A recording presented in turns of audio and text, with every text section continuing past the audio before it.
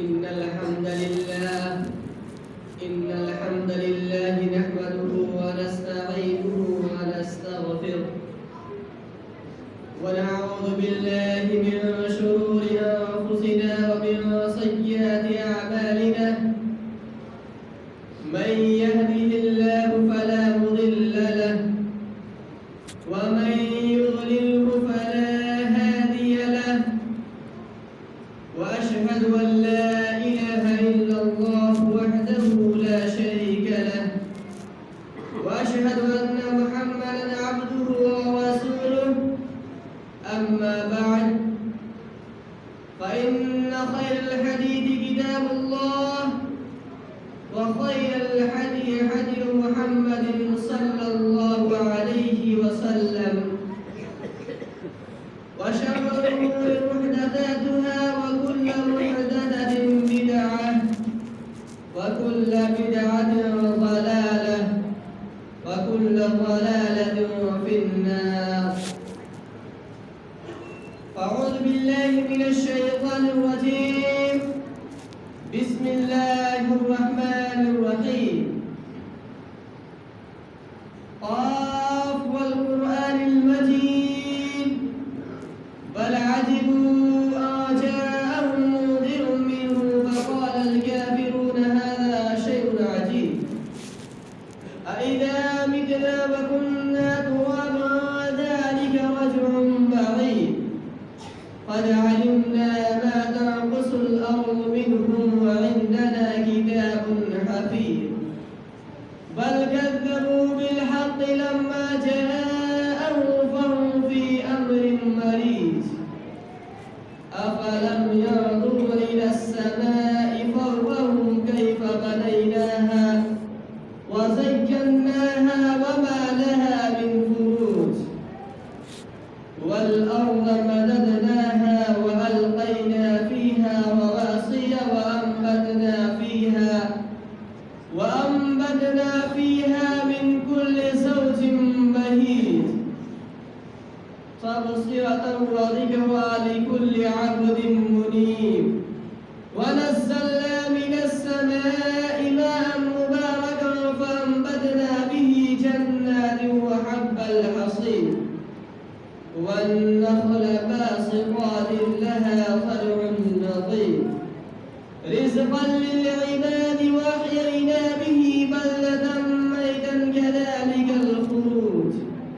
كذبت قبلهم قوم نوح وأصحاب الرس وثمود وعاد وفرعون وإخوان لوط وأصحاب الأيكة وقوم تبع كل كذب الرسل فحق وعيد أفعينا من خلق الأول بل هم في لبس من خلق جديد. وقال تعالى في مقام آخر كنتم خير أمة أخرجت للناس تأمرون بالمعروف وتنهون عن المنكر. وقال النبي صلى الله عليه وسلم من رأى منكم منكرا فليغيره بيده فإن لم يستطع فبلسانه فإن لم يستطع فبقلبه ذلك أضعف الإيمان.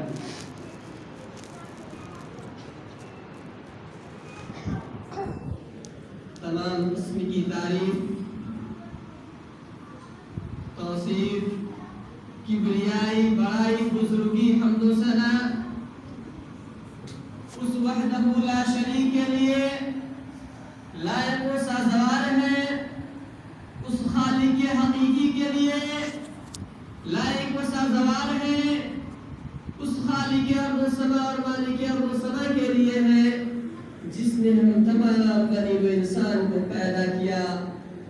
اور پیدا کرنے کے بعد ہمیں یوں ہی اور کی طرح بے راہ نہیں چھوڑا، غیروں کی طرح ہمیں اور آپ کو گمراہ نہیں چھوڑا، بلکہ ہماری کامیابی کے لیے ہمیں شرک کے دلدل سے نکالنے کے لیے یکے بعد انبیاء کرام کو اس دار فانی کے اندر مبعوث فرماتا رہا، یہ کے بعد نبی اور رسولوں کا سلسلہ جاری کیا۔ سب سے پہلے حضرت آدم علیہ السلام کو بھیجا، اور سب سے آخر میں شہنشاہ مکہ، تاجدار مدینہ، سرور کونین، خاتم النبیین والمرسلین جناب محمد عربی صلی اللہ علیہ وسلم کو اس دار فانی کے اندر مبعوث فرمایا، جن کے اوپر دنیا کے اندر جتنے بحر ہیں ان بحر کے قطرات سے زیادہ، جتنے شجر ہیں ان شجر کے قطرہ، ان شجر کے پتیات سے زیادہ درود و سلام نازل ہو۔ اللہم صلی علیہ، اللہم بارک علیہ۔ حاضرین جمعہ، آج کے اس مختصر سے خطبہ جمعہ کے اندر جو آیت تلاوت کی گئی ہے اسی کے تعلق سے چند باتیں آپ لوگوں کے سامنے کی جائیں گی۔ آئیے دیکھتے ہیں کہ اللہ رب العالمین اس آیت کریمہ کے اندر ہم سے کیا ڈیمانڈ کر رہا ہے۔ اس آیت کریمہ کے اندر اللہ رب العالمین ہم سے اور آپ سے کیا مطالبہ کر رہا ہے۔ اس آیت کریمہ کے اندر اللہ رب العالمین ہمیں اور آپ کو کن اوصاف سے نواز رہا ہے، کن خصوصیات سے نواز رہا ہے، اس آیت کریمہ کے اندر ہم اور آپ دیکھنے کے بعد ہمیں اور آپ کو معلوم ہوگا۔ اللہ رب العالمین ارشاد فرمایا، کنتم خیر امت اخرجت للناس تأمرون بالمعروف وتنہون عن المنکر۔ کنتم خیر امت، کیا اے امت محمدیہ کے لوگوں، اے امت مسلمہ کے لوگوں، کنتم خیر امت، کہ تم ایک بہترین امت ہو، تم سب سے خیر والی امت ہو۔ تمام امتوں میں، تمام قوموں میں، تمام ادیان و ملل میں تم ایک واحد بہترین قوم ہو، ایک واحد اچھا قوم ہو، بہترین قوم ہو۔ اخرجت للناس، تمہیں پیدا ہی اس لیے کیا گیا ہے، تمہیں بنایا ہی اس لیے گیا ہے، تمہیں بہترین امت ہونے کا سرٹیفکیٹ اس لیے دیا گیا ہے۔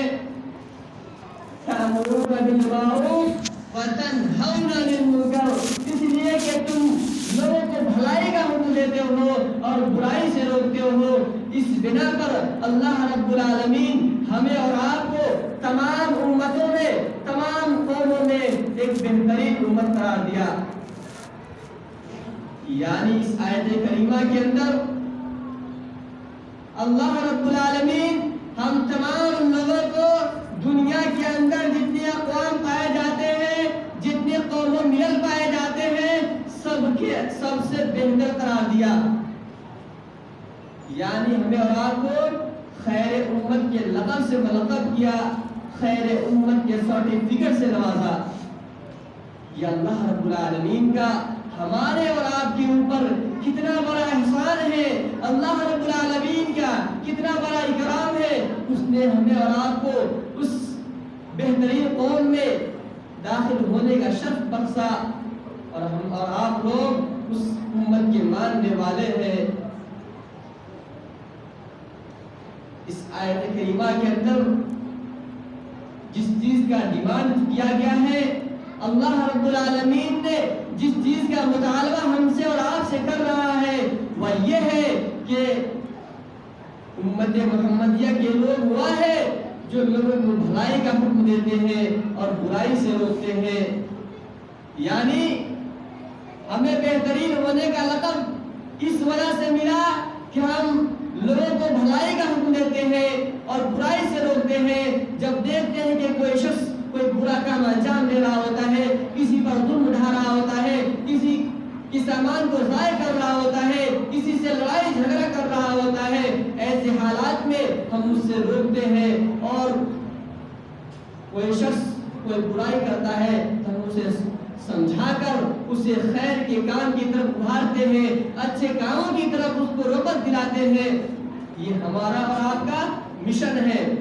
یہ امت محمدیہ کے ہر فرد و بشر کے اوپر یہ ذمہ داری عائد ہوتی ہے۔ امت محمدیہ کے ہر شخص کے اوپر یہ ذمہ داری عائد ہوتی ہے کہ وہ لوگوں کو بھلائی کا حکم دے اور برائی سے روکے۔ ایک دوسرے حدیث کے اندر اللہ کے نبی کریم صلی اللہ علیہ وسلم نے صاف لفظوں میں ارشاد فرما دیا کہ تمام لوگ ذمہ دار ہیں۔ راوی حدیث عمر بن خطاب نے بیان کرتے ہیں کہ اللہ کے نبی کریم صلی اللہ علیہ وسلم نے ارشاد فرمایا کلکم راع و کلکم مسئول عن رعیتہ، کہ ہر شخص ذمہ دار ہے، ہر شخص ذمہ دار ہے اور اس سے اس کے تعلق سے سوال کیا جائے گا۔ یعنی اس دنیا کے اندر کوئی فرد و بشر ایسا نہیں، کوئی انسان ایسا نہیں جو کسی نہ کسی ناحیے سے ذمہ داری کی حیثیت سے نہ ہو، ذمہ دار کی حیثیت سے نہ ہو۔ اس دنیا کے اندر کوئی اپنے گھر کا ذمہ دار ہے، تو کوئی اپنے بال بچوں کا ذمہ دار ہے، تو کوئی اپنے معاشرے کا ذمہ دار ہے، تو کوئی اپنے گاؤں کا ذمہ دار ہے، تو کوئی اپنے قصبے اور محلے کا ذمہ دار ہے، کوئی ملک کا ذمہ دار ہے، اسی طرح کوئی مسجد و مکاتب کا ذمہ دار ہے۔ یعنی انسان ہر شخص کسی نہ کسی حیثیت سے، کسی نہ کسی طریقے سے، وہ چھوٹا ہو یا بڑا، ہر شخص ذمہ دار کی حیثیت سے ہے۔ اور ذمہ دار کی حیثیت سے جب ہم ہیں تو ہمارے اوپر ذمہ داری عائد ہوتی ہے کہ ہم لوگوں کو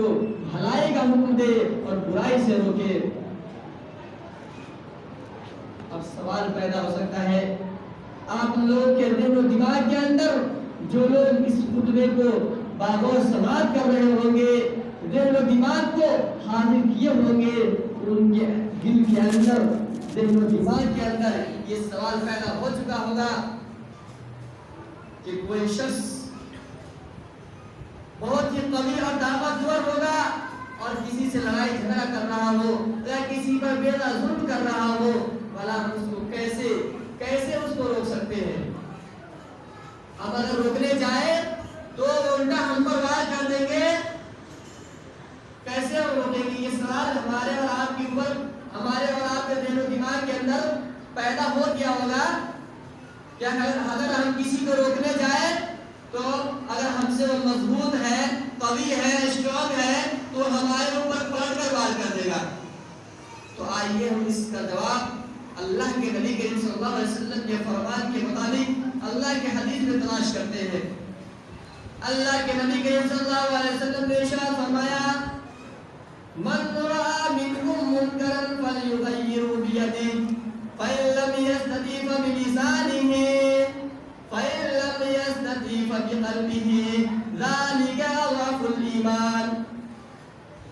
یعنی اللہ کے نبی کریم صلی اللہ علیہ وسلم نے فرمایا من رأى منكم منكرا فليغيره بيده، یعنی تم میں سے کوئی شخص جب کسی کو برائی کرتے ہوئے دیکھے، کسی کو برا کام کرتے ہوئے دیکھے، اس کے اوپر یہ ضروری ہے، اس کے اوپر یہ لازم ہے کہ وہ اپنے ہاتھوں سے اسے روکے۔ فليغيره بيده، اس آدمی پر ضروری ہے، فرض ہے، اس کے اوپر یہ ذمہ داری ہے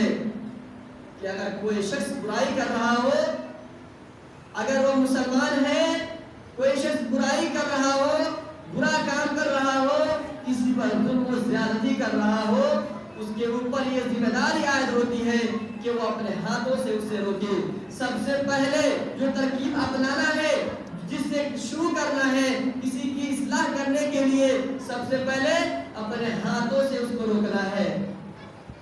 اگر ہمارے پاس طاقت ہے، ہم ہاتھ سے روک سکتے ہیں، کوئی غلط کر رہا ہے اس کو مار کر سیدھا کر دیں گے تو ہم یہ کر سکتے ہیں۔ یہ پہلی گائیڈ لائن ہوئی جس کے ذریعے سے ہم دوسروں کی اصلاح کر سکتے ہیں۔ اور جو لوگ اس کی طاقت نہیں رکھتے وہ کیا کریں گے؟ اللہ کے نبی نے فرمایا فَإِن لَّمْ يَسْتَطِعْ فَبِلِسَانِهِ، جو شخص اس کی طاقت نہ رکھتا ہو، جو شخص یہ طاقت نہ رکھتا ہو کہ ہم اسے ہاتھوں سے روکے، اس کے ضروری ہے اسے چاہیے کہ اپنے زبان سے روکے. یعنی کوئی جب برائی کر رہا ہو تو ہاتھ سے روکنے کی پاور نہیں ہے, ہاتھ سے روکنے کی طاقت نہیں ہے, تو اسے چاہیے کہ اپنے زبان سے اس کو روکے, زبان سے نصیحت کرے, زبان سے سمجھائے کہ فلاں کام غلط ہے, تم اس کام کو انجام مت دو, یہ فلاں کام اچھا ہے, اس کام کو کرو.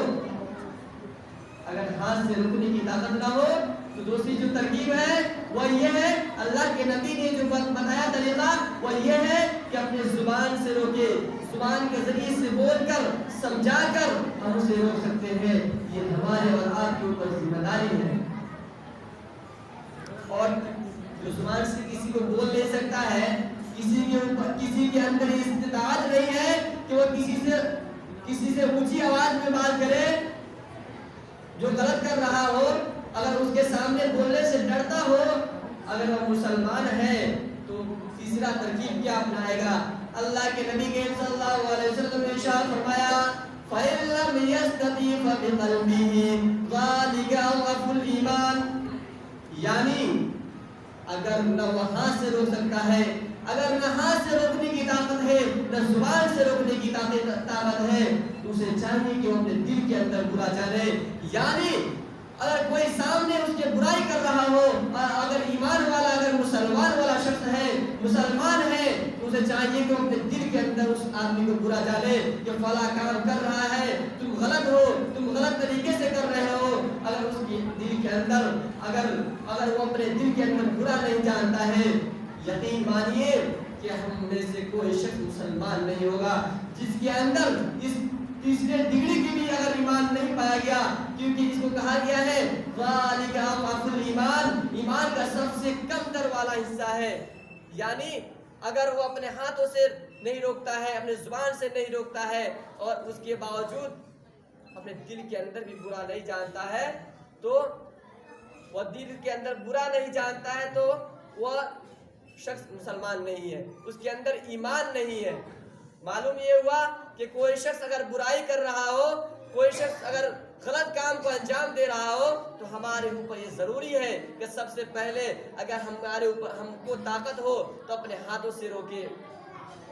اور اگر اس کی طاقت نہ ہو تو زبان سے روکے, اور وہ اس کی بھی طاقت نہ ہو تو آخری جو حربہ اختیار کرنا ہے, آخری جو ترکیب یہ ہے, اور یہ ترکیب ہر شخص اپنا سکتا ہے, اپنے دل کے اندر کم سے کم برا جاننا ہوگا, اپنے دل کے اندر کم سے کم اسے برا جاننا ہوگا, تب جا کر ہم ایمان والے ہوں گے. سامعین, غور کرنے کا مقام ہے, سوچنے اور سمجھنے کا مقام ہے. آج افسوس سے کہنا پڑ رہا ہے, افسوس سے کہنا پڑتا ہے کہ آج ہم اپنے ذمہ داری کو فراموش کر چکے ہیں. ہم نے اپنے ٹارگٹ کو پہچاننے میں غلطی کر دی ہے. ہماری جو مشن تھی لوگوں کو بھلائی کا حکم دینا, برائی سے روکنا, تب جا کر ہم خیر امت کے لقب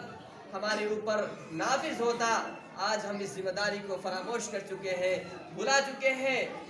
اور ہمیں یہ معلوم نہیں ہے کہ اللہ کے نبی کریم صلی اللہ علیہ وسلم نے مرض موت سے قبل یہ ارشاد فرمایا تھا ترکت فیکم امرین لن تضلوا بہما کتاب اللہ و سنت رسول اللہ. یعنی ہم تمہارے درمیان دو چیزیں چھوڑ کر جا رہا ہوں, ایک قرآن شریف کتاب اللہ یعنی اللہ تعالیٰ کی کتاب, دوسری سنت رسول صلی اللہ علیہ وسلم کی سنت یعنی حدیث. یعنی دو چیزیں ہم تمہارے درمیان چھوڑ کے جا رہا ہوں. جب تک تم اس کو تھامے رہو گے, مضبوطی سے تھامے رہو گے, پکڑے رہو گے, تم کبھی گمراہ نہ ہوگے. تمہارے اندر کوئی برائی جنم نہیں لگی, کوئی برائی پیدا نہیں ہوگی, کوئی جرم پیدا نہیں ہوگا. لیکن جیسے جیسے ہم قرآن و حدیث سے دور ہوتے جا رہے ہیں, قرآن و حدیث سے دور بھاگ رہے ہیں, طرح طرح کی بیماریاں, طرح طرح کی مصیبتیں, طرح طرح کی برائیاں ہمارے معاشرے کے اندر جنم لے رہی ہے, ہمارے معاشرے کے اندر پنپ رہی ہے. حال ہی کے اندر ہم دور نہ جائیں, حال ہی کے اندر جو حادثہ ہوا ہر شخص اس سے آشنا ہوگا, ہر شخص جانتا ہوگا کہ ایک عائشہ نامی عورت نے خودکشی کی، اپنے آپ کو ہلاکت میں ڈال دیا اور اپنے آپ کو خودکشی کرتے وقت ایک ویڈیو وائرل کیا، اور اس ویڈیو کے اندر اس نے صاف لفظوں میں یہ کہا ہے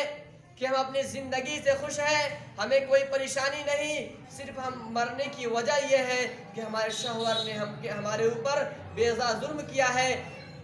جہیز کا ڈیمانڈ کیا ہے جس کو ہمارے والدین پورا نہیں کر سکتے۔ آخری صورت یہ ہوئی کہ ہم دنیا سے چلے جانے کا فیصلہ کر لیا۔ یہ بات اس عورت نے ویڈیو کے اندر کہا کر اپنے آپ کو ندی کے اندر چھلانگ مار کر اپنے آپ کو خودکشی کر لی۔ آخر ہم مسلمان ہیں، اگر ہم اپنی ذمہ داری کو نبھائے ہوتے، ہم یہ جانتے ہیں کہ جہیز بہت ہی بری، بہت ہی گھٹیا چیز ہے، جہیز کی لعنت بہت ہی بری ہے، جانتے ہوئے بھی ہم نے اپنی ذمہ داری سے ہاتھ دھو بیٹھے تھے، جس کا نتیجہ یہ ہوا کہ آج ہماری مائیں، آج ہماری بہنیں خودکشی کر رہی ہے، ہماری مائیں اور بہنیں خودکشی کر رہی ہیں اور غیر قومیں اس کا فائدہ اٹھا رہی ہے۔ غیر قوم کے لوگ یہ مذاق اڑا رہے ہیں کہ مسلموں کی لڑکیاں اگر ان سے سنبھالی نہیں جاتی تو میں اس سے فری میں نکاح کروں گا، یہ غیر قومیں ہمیں تانا دے رہی ہے۔ کیا ہم اتنے کمزور ہو چکے ہیں؟ ہماری غیرت کہاں جا چکی ہے کہ غیر قومیں ہمیں تانا دے رہی ہے؟ ہم سے اپنی مائیں اور بہنیں محفوظ نہیں ہو پا رہی ہیں۔ جہیز کی ڈیمانڈ کی وجہ سے بہت ساری لڑکیاں گھروں کے اندر بیٹھی ہوئی ہے۔ اگر ہم اس ذمہ داری کو پہلے ادا کیے ہوتے، اپنے وقت پر ادا کیے ہوتے، تو آج یہ زناکاری، خودکشی، یہ سب جو جرائم، نئے جرائم ہمارے معاشرے کے اندر پنپ رہا ہے، یہ کبھی ہمارے معاشرے کے اندر جنم نہیں لے سکتی تھی۔ لیکن جب سے ہم نے اپنے ذمہ داری کو فراموش کیا، ہم نے اپنے ذمہ داری کو نبھانا بھول گیا، اسی وقت سے ہمارے معاشرے کے اندر کبھی خودکشی کا واقعہ پیش آتا ہے، تو کبھی زناکاری کا واقعہ پیش آتا ہے، تو کبھی کسی کی لڑکی کے بھاگ جانے کا واقعہ پیش آتا ہے۔ اگر ہم شادی کو مشکل نہیں بنائے ہوتے تو آج یہ دن دیکھنا نہیں پڑتا۔ اس لیے ہم تمام لوگوں سے یہ گزارش کرتے ہیں، ہم تمام لوگوں سے یہ فریاد کرتے ہیں، ہر جمعے کی طرح آج بھی فریاد کرتے ہیں کہ ہم اپنی ذمہ داری کو سمجھے۔ ہم ایک مسلمان ہیں، ہمارا اور ایمان اللہ رب العالمین پر ہے، اللہ کی کتاب پر ہے۔ ہم اپنے آپ کو اس کتاب کے سانچے میں ڈھالنے کی کوشش کریں، اس کتاب کے اوپر عمل کرنے کی کوشش کریں۔ صرف زبان سے اقرار کرنا ہی کافی نہیں، بلکہ زبان سے اقرار کرنے کے ساتھ ساتھ دل سے یقین اور اس پر عمل کرنا بھی ضروری ہے۔ اس لیے ہم آخر میں اللہ رب العالمین سے دعا کرتے ہیں کہ اللہ رب العالمین ہم تمام لوگوں کو اپنی ذمہ داری ادا کرنے کی توفیق عطا فرمائے، ہم تمام لوگوں کو اپنے ذمہ داری کو پہچاننے کی توفیق عطا فرمائے، ہم تمام لوگوں کو اپنی ٹارگٹ، اپنے مشن کو پہچاننے کی توفیق عطا فرمائے۔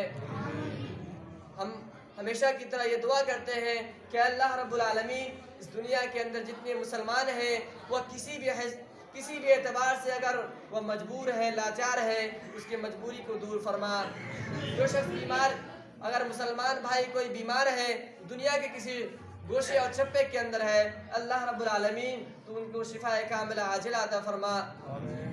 بارک اللہ لنا ولکم فی الآیات وذکر الحکیم، انہ تعالی جواد کریم ملک بر رؤوف رحیم۔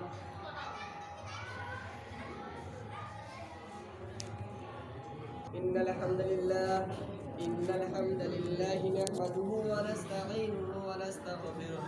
ونعوذ بالله من شرور أنفسنا ومن سيئات أعمالنا، من يهده الله فلا مضل له ومن يضلله فلا هادي له، وأشهد أن لا إله إلا الله وحده لا شريك له، وأشهد أن محمدا عبده ورسوله، أما بعد، إن الله ملائكته يصلون على النبي يا أيها الذين آمنوا صلوا عليه وسلموا تسليما، اللهم صل على محمد وعلى آل محمد كما كما صليت على إبراهيم وعلى آل إبراهيم إنك حميد مجيد. اللهم بارك على محمد وعلى آل محمد كما باركت على إبراهيم وعلى آل إبراهيم إنك حميد مجيد. عباد الله رحمكم الله، إن الله يأمر بالعدل والإحسان وإيتاء ذي القربى وينهى عن الفحشاء والمنكر والبغي يعظكم لعلكم تذكرون. اذكروا الله يذكركم وادعوا يستجب لكم ولذكر الله تعالى ذل وتفرحا أكبر.